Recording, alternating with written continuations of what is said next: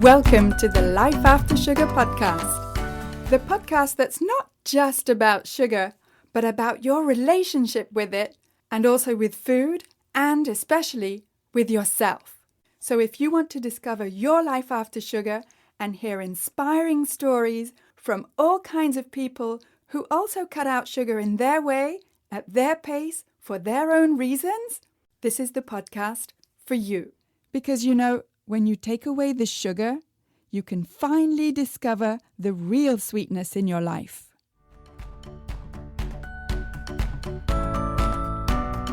I'm your host, Netta Gorman, and today's episode gives you a sneak peek into the Freedom from Cravings Formula program because this podcast episode is actually one of the lessons inside of the program about hunger, sugar, calories, and hormones. And I'll be explaining in this episode how all of these four elements are connected and what you can do to stop feeling out of control with hunger and cravings. But first, I just wanted to tell you that if you're looking for some free resources about how to get rid of cravings, then I have plenty for you.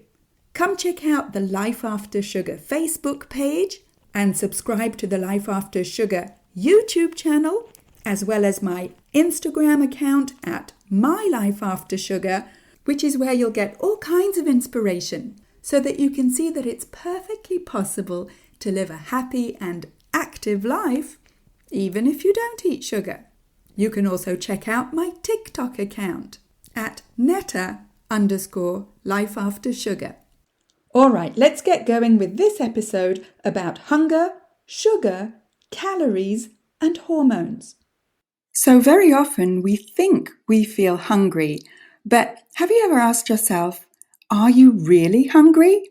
For example, there's such a thing that exists as the hunger scale, and it goes from 1 to 10, 1 being when you're starving, ravenous, and lightheaded, number 2 being very hungry and irritable, to 3, pretty hungry when your stomach's growling, to 4, beginning to feel hungry, to 5, neutral, not overly hungry or full, 6, feeling satisfied, 7, feeling full or slightly uncomfortable, 8, feeling full and stuffed, 9, feeling bloated with stomachache, and 10, feeling sickly full and sleepy.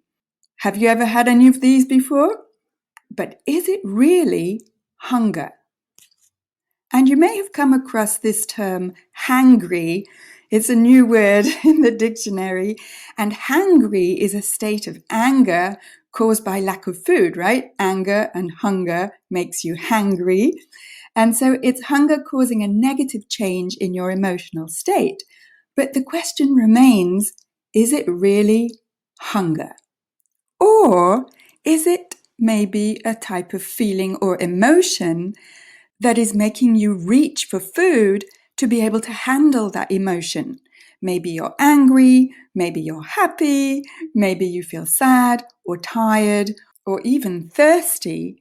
And the first thing you think about out of habit is to reach for some food, or you interpret whatever sensation you're having in your body as, well, I must be hungry.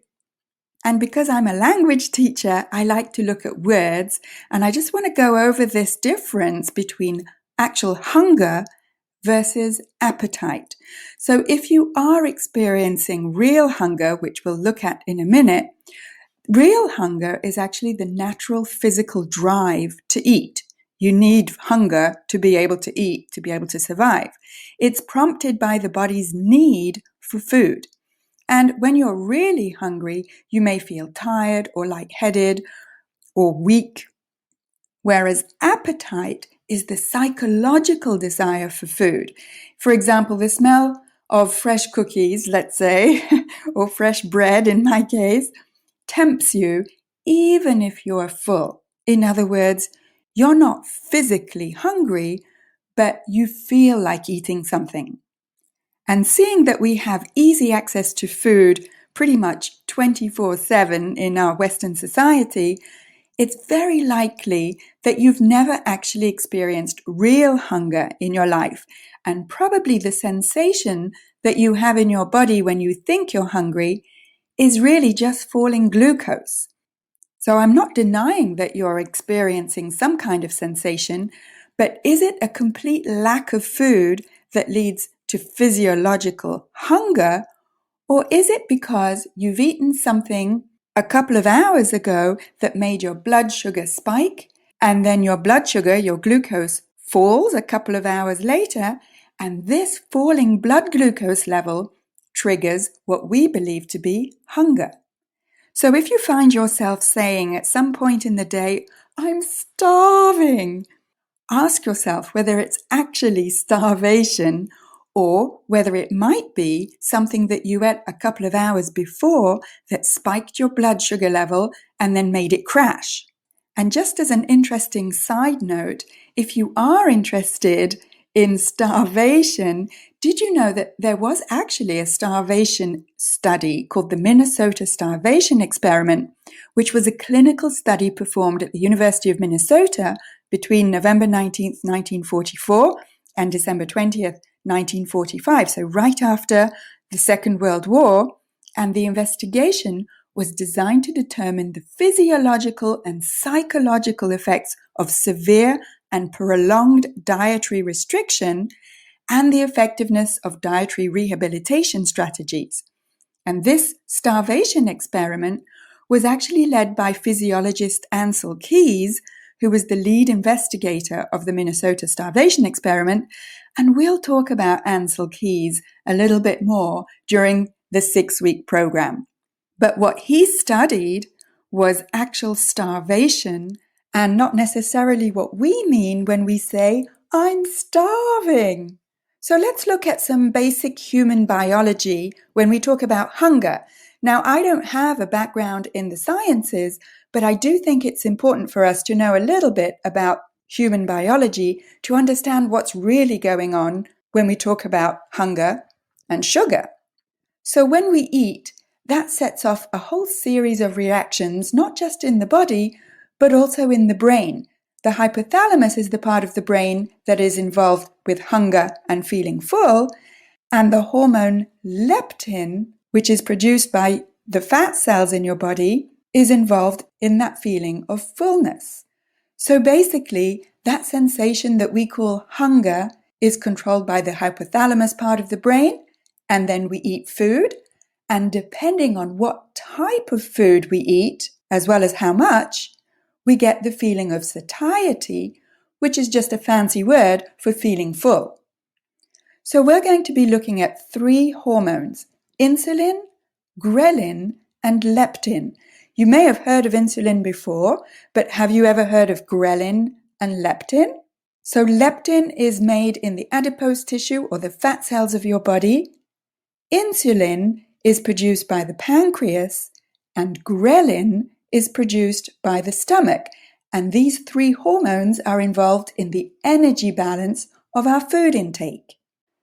Now, I don't want to get too technical here or to confuse you with too much information, but just know that if you're either fasting or not eating a lot of carbohydrates that turn into glucose very quickly, then you won't be in starvation mode, and your body is perfectly capable of producing glucose even when you're actually not eating, when you're fasting, or when you're not eating carbs.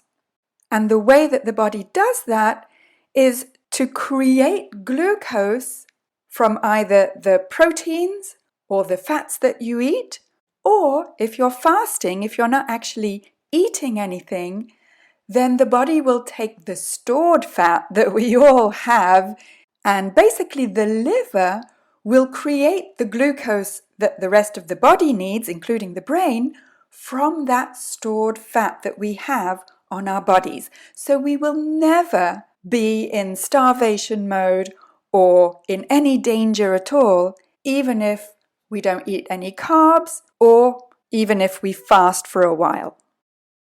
And if you're interested, gluconeogenesis is the process by which pyruvic acid or pyruvate is converted into glucose. So eating less or no sugar does not cause hypoglycemia or low blood sugar, and it does not cause your brain to shut down. In fact, hypoglycemia or low blood sugar is far more likely to happen when your blood sugar is having these ups and downs and peaks and crashes all through the day because you're eating a lot of carbohydrates that affect your blood sugar so much. In fact, low blood sugar can happen if your pancreas releases more insulin than it should after you've eaten. And the most common reason for low blood sugar is actually diabetes. Another possible cause of low blood sugar is drinking too much alcohol, especially on an empty stomach. Low blood sugar certainly doesn't come from not eating sugar.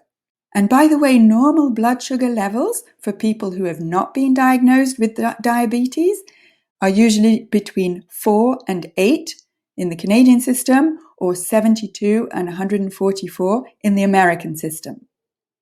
So what does this all have to do with hunger? Well, one of the things that I was told when I was younger, and maybe you were too, was that energy in equals to energy out. In other words, the foods that we eat, the energy in, we have to burn off as energy out through exercise, right? How did that work for you? Are you like me? In other words, did you try pretty much everything for the calories in, calories out approach? You know, like those workouts, like trying to eat less and do more exercise to burn off those calories? I did that for years. And not only was I miserable eating less, I didn't even keep that weight off. Whereas biologically, it's not about calories in and calories out. It's about what those foods or calories do to your hormones. Which hormones? Insulin, ghrelin, and leptin. The problem with the eat less, move more message is that it implies that weight loss is a 50-50 acquisition, when in reality, it's more like 90% food and only 10% exercise that makes any difference in the energy in your body, and especially how that input of energy, the food you eat, affects your hormones. So you might have been like me, trying to find all these little mini meals and snacks under 100 calories, say, or tracking points, or buying these pre-made snacks that are approved by some kind of diet, and wondering, why am I not keeping the weight off? I'm not eating many calories. And also thinking, oh, plus I'm starving, right? Plus we were getting all these messages, and still are, about eat everything in moderation. But where sugar's concerned, most of us can't handle moderation. So I started reading up on this and asking questions. And when I did start reading, I got a bit freaked out at all of the complicated information that I was coming across. So what I'm going to do here is try and simplify it for you so that you don't have to freak out. So what we need to know is that the calories that we see on a food label don't necessarily have the same effect once they're inside your body. Depending on what you eat, those foods will affect your blood sugar differently, as well as those hormones, insulin, ghrelin, and leptin. So again, it's not just the number of calories, it's especially the source of those calories and what those calories in those foods do to those 3 hormones. So what happens if your body gets too much sugar, or too many calories, or not enough calories? Well, eating a high sugar food can cause what's called reactive hypoglycemia because the sudden rise in blood glucose from the sugary food triggers an overproduction of insulin, which in turn makes the blood glucose levels fall too low. And that food can have 0 calories. And this up and down of glucose levels can trigger a migraine, or a blood sugar crash can also give you energy slumps and cravings and weight gain. So it's not just the calories, it's what those calories do to your insulin. And all those sugary foods that affect your insulin can cause a whole load of health problems, including the ones that are linked to inflammation.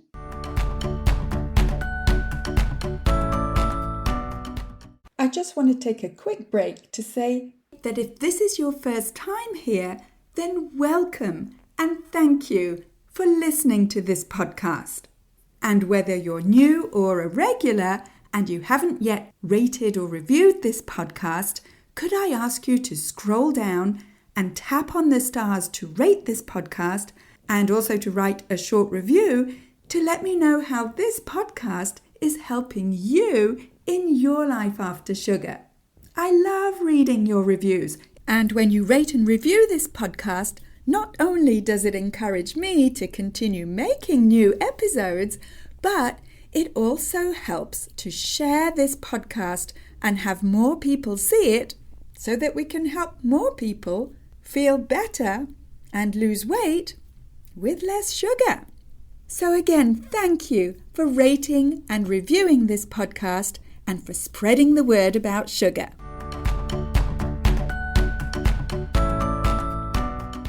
Now, many very low-calorie diets are commercially made formulas of about 800 calories or fewer that replace all the food you usually eat. And the problem is that regularly eating fewer calories than your basal metabolic rate, which is basically the number of calories you need to cover your basic biological functions like the proper functioning of your brain, your kidneys, your heart, your lungs, and the nervous system. If you eat fewer calories than you need for your body to just function, this can cause your metabolism to slow down. So if we don't eat enough calories, and I mean nutritious calories, for our body's needs, then our blood glucose levels can drop too low, and this causes hypoglycemia. And not eating enough nutritious calories and a slowed metabolism can contribute to weight gain, or at least difficulty losing weight, as your body simply slows your calorie conversion and your body ends up storing more fat to be able to survive. Not eating enough calories, and especially not eating enough nutritious calories, could also make you feel tired and lethargic and have dry or cracked skin, experience hair loss or feel cold, or get sugar cravings and have difficulty concentrating, have brain fog, or even have an unbalanced menstrual cycle. So, ghrelin and leptin work together in the body. Ghrelin is what we call the appetite stimulator. It's released from the stomach, and when it's elevated, it sends a signal to your brain letting you know that you're hungry and that it's time to eat. Age, gender, blood glucose, and leptin levels can all affect ghrelin levels. And leptin is called the appetite suppressor. Leptin is stored and secreted by the fat cells, and it's considered to be the master regulator of hunger. When you eat a meal, leptin is released from fat cells and sends a signal to your brain to let you know you're full and to stop eating. Sounds simple enough? Well, research shows that a large percentage of dieters regain all the weight they lost within just 1 year. And weight regain is partially due to your body's appetite and weight-regulating hormones, which try to maintain and even regain fat. So ghrelin, the hunger hormone, plays a key role because it signals to your brain to eat. And its levels increase during a diet and intensify hunger, making it hard to lose weight. It's like a survival mechanism for your body. If you're not eating enough, and especially not enough nutritious calories, then your body will send a signal to your brain to make you feel hunger. So ghrelin is a hormone produced in the gut, and it's often termed the hunger hormone. It travels through your bloodstream and to your brain, where it tells your brain to become hungry and to seek out food. Ghrelin's main function is to increase appetite. It makes you consume more food take in more calories and, depending on the source of those calories, to store fat. In addition, ghrelin affects your sleep-wake cycle, your reward-seeking behavior, your taste sensation, and carbohydrate metabolism. The hormone ghrelin is produced in your stomach and is secreted when your stomach is close to empty. It enters the bloodstream and affects a part of the brain known as the hypothalamus, which governs your hormones and appetite. So the higher your ghrelin levels, the hungrier you get, and the lower your ghrelin levels, the more full you feel. Remember that hunger scale? Ghrelin is the one responsible for making you feel starving or ravenous or hungry. Now, some research shows that the ghrelin levels in obese people are actually lower than in lean people because they just might be more sensitive to its effects. In fact, regardless of how much body fat you have, ghrelin levels increase and make you hungry when you start a low-calorie diet. And this is a natural response by your body, which tries to protect you from starvation. Leptin, on the other hand, is the stop appetite hormone that signals your brain to reduce its appetite. It's produced in fat cells and helps mediate weight loss by decreasing your hunger. Contrary to what you might expect, obesity is linked to unusually high concentrations of hunger-blocking leptin. How can that be? Well, researchers believe that these high concentrations of leptin make the receptors for leptin inactive, impairing its ability to eliminate excess fat. In essence, such high amounts of leptin essentially desensitize the body to it, meaning your body doesn't respond to or hear that message that you're full. And this is called leptin resistance. So it's all a fine balance between what you eat, your pancreas producing insulin, your fat cells producing leptin, and your brain receiving that signal in the hypothalamus. So it's slightly more complex than just a question of eating less and moving more or eating fewer calories. Can you see how that makes no biological sense when we actually take the time to learn how the human body works and how leptin and ghrelin work? So it's lovely to have a human biology class, but what can you do so that you're not bothered with feeling hungry all day long or having energy crashes or trying to count or cut calories? And what can you eat to help you feel full all day? Well, funnily enough, the first thing is to sleep more. Studies have shown a strong correlation between short sleep duration with high levels of hunger-inducing ghrelin and low levels of satisfaction-inducing leptin, and, as a result, obesity. And studies have shown the connection between ghrelin, the hunger hormone, that can be affected by lack of sleep. In other words, if you don't sleep enough, ghrelin will send a message to your brain to tell you you're hungry. And then you want to snack. And then that cycle continues. And of course, another thing to do is to lay off the sugar. So refined sugar, and especially refined fructose, prevents leptin and insulin from elevating back to normal levels after you eat, while simultaneously increasing ghrelin and triglycerides, which is your blood lipids. And this is according to research from the American Society for Clinical Nutrition. And these refined sugars also include foods made with refined starch or flour, such as bread, pasta, crackers, muffins, etc. So bring all of these foods down and you'll help your ghrelin and leptin levels to balance out.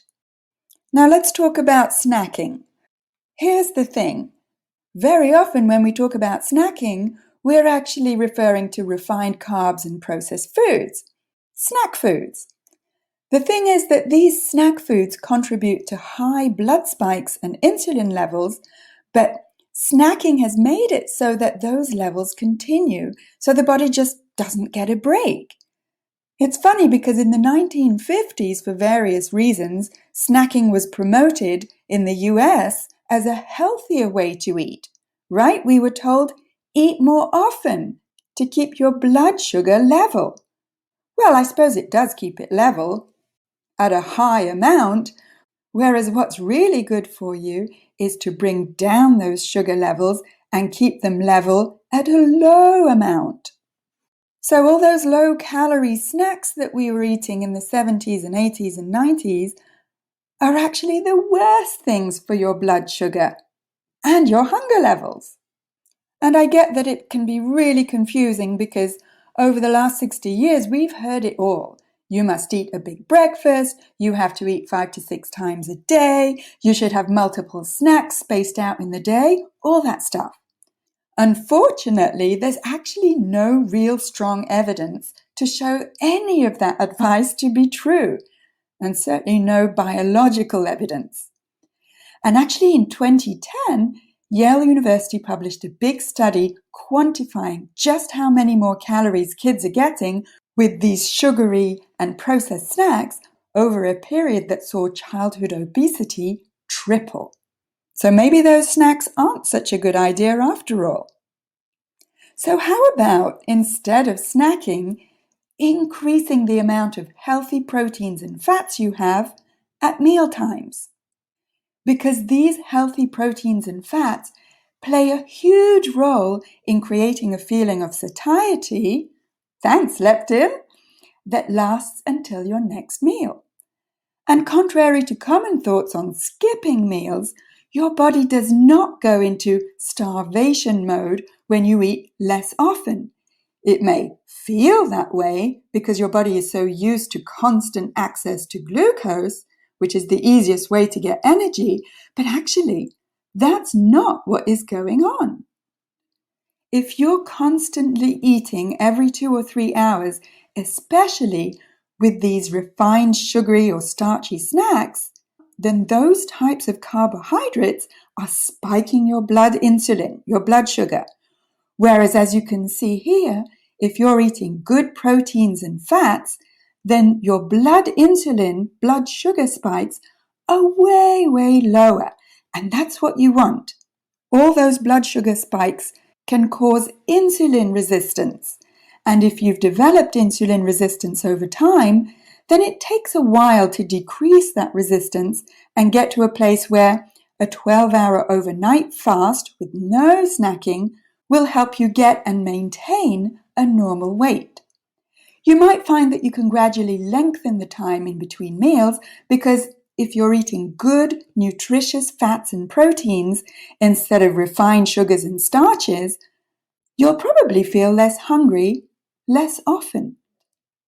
So getting your leptin and ghrelin in balance is the secret, and also making sure that you're not stimulating all that insulin by spiking your blood sugar levels with all those sugary and starchy snacks. You may be thinking, well, what about having a healthy dessert after a meal? I feel I need one. Yep, I get it. I lived for 45 years believing that a meal is incomplete without some kind of dessert, even a healthy one like a piece of fruit or some yogurt. Well, this is where Life After Sugar comes in to help you change your old habits for new habits, because finishing a meal on a sweet note is really just a question of habit. If you do feel like a sweet treat at the end of a meal, go down this little checklist first. First of all, realize it's not hunger. You just ate a meal. It can't be real hunger. And then ask yourself these questions. Why do you feel you need a treat? Do you feel that you deserve a treat? And if so, why? No judgment here. Just good to ask yourself these questions. Ask yourself also, why is your meal not enough? What's missing? And also, what do you think would happen if you didn't end the meal with something sweet? How would you feel? What would you do? And asking yourself these questions will get you to think about how you can start changing this habit of a lifetime. How? Well, what about if you spent 1 week not eating any type of food after your meal? Just putting down your knife and fork and stopping. Maybe have a nice conversation with who you're having a meal with. Or if you're on your own, maybe listen to some music or read a little or go for a walk, just to break that habit. And note down how you feel while you're in the process of breaking that habit, because I know what it's like. It's not easy all the time and it's not very comfortable. So if you find it challenging, you're normal. Another way to keep so-called hunger at bay is to stop doing low-cal diets. So when you lose weight via a calorie-restricted diet, you lower your circulating leptin levels and increase ghrelin, thus increasing your appetite. A lot of people end up gaining a lot of weight back after they get off super limiting diets. So don't restrict calories and go for good, nutritious meals with healthy fats and proteins. Which brings me to number 4, which is to eat more whole proteins and healthy fats. So, in the absence of sugar and starches, healthy unprocessed fats won't make you gain weight. And as a plus, they will make you feel full for longer and give you energy. So go for healthy fats like nuts, avocado, coconut, olives, good cheeses, and whole proteins like unprocessed meats, fish, and seafood, and integrate them into your meals and not as snacks. And you can also integrate vegan sources of protein. It doesn't have to be animal-based proteins. Next up, reduce stress. Easier said than done? I hear ya. Chronic stress causes ghrelin to rise, according to research from UT Southwestern Medical Center. The good news is that this increase in ghrelin helps to diminish behaviors associated with depression and anxiety. But the bad news is that ghrelin causes you to overeat and ultimately gain weight. So it's like a vicious cycle. Your body's natural defense against stress is causing you to eat more, which is causing you to gain more weight, which is causing you to stress more. Well, if you're eating all those good fats and proteins, then chances are your body will be producing leptin to help you feel fuller for longer. And to calm your stress, you can do other activities that don't actually involve putting anything in your mouth. So maybe going for a run or a walk, playing a sport, reading, meditating or praying, listening to music, cooking, even if you're not eating, gardening, dancing, painting or doing some other artistic activity, anything that you really, really enjoy and that will lower your stress levels. Now, I happen to agree with Jen Stevens, who wrote several books about intermittent fasting, like Delay Don't Deny, Feast Without Fear, and Fast, Feast, Repeat. She says, I am sick of hearing the idea that there is one true way of eating that works universally, and I agree with her. We're all different, but human biology works pretty much the same for everyone. And once we understand how it does work, then we can decide how we choose to eat so that we feel full and nourished and energetic instead of hungry and exhausted and full of cravings. So hopefully this podcast episode has helped you to demystify this whole concept of hunger and to learn a little bit about the hormones that control hunger and the feeling of fullness. Sometimes all it takes is a little bit of clarification to give you that aha moment and that understanding that makes all the difference. And sometimes information is just not enough. And what you need is guidance and support from someone who's been there, done that, and who's actually living their craving-free life without feeling hungry all the time? Do you know anyone like that? Yes, it's me, Netta. And this is what I do in the Freedom from Cravings Formula program. I guide you step by step so that you can put theory into practice. If you feel frustrated, uncomfortable, stuck, hopeless, and you're trying so hard but you just can't figure out what it is that works for your body at this time of your life, and you worry that if things carry on this way and your cravings keep on derailing you and making you think that hunger is your problem, then maybe it's time to do something different.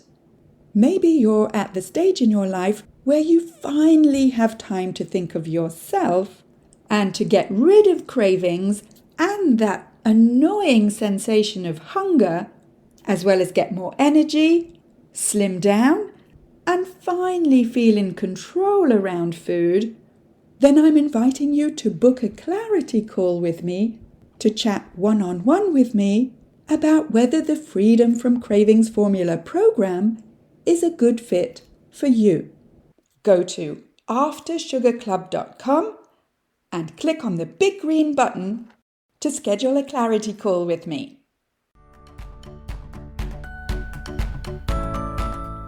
That's it for this week. Keep in touch and see you soon for another episode.